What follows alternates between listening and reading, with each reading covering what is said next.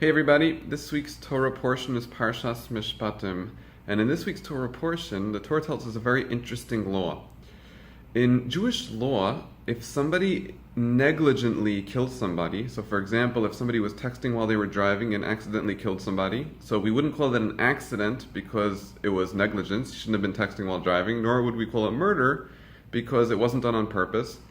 In a case like that, where it's murder out of, or killing out of negligence, a Jewish person is required to go to one of 48 different, what we would call prison cities, where he can do whatever he wants within the city, but he's not allowed to leave the city. Now, that only happens, obviously, once there's a court case and the court decides that this person is, in fact, guilty of negligent killing. But once that happens, the court then has to get this person to the city, except that there's a problem.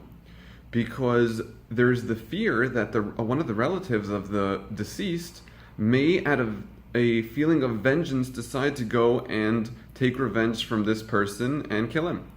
So the court has to figure out a way to get him there safely. So what does the Torah say? The Torah says what we have to do is as follows.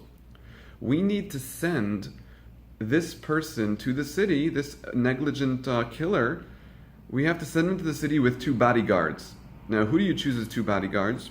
So one would think you would want somebody who is very strong and big and able to, if the relative comes to try to get revenge, these 2 big, strong people will be able to defend him.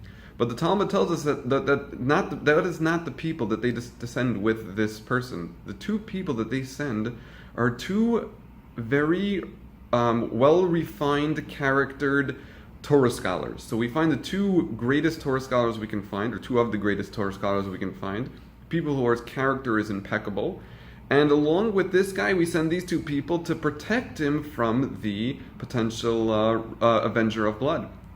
Now this is a little puzzling because if you think about it, if you were somebody who needed protection, who would you rather be surrounded by?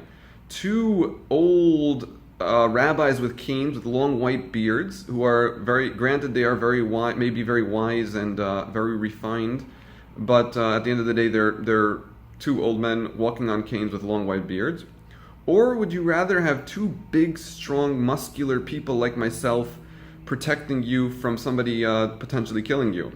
Obviously you would want somebody very big and strong. So then why is it that the people they send to protect this guy from a potential avenger of blood are 2 old Torah scholars? What's the reason that we trust them to protect him more than we trust 2 big, strong people?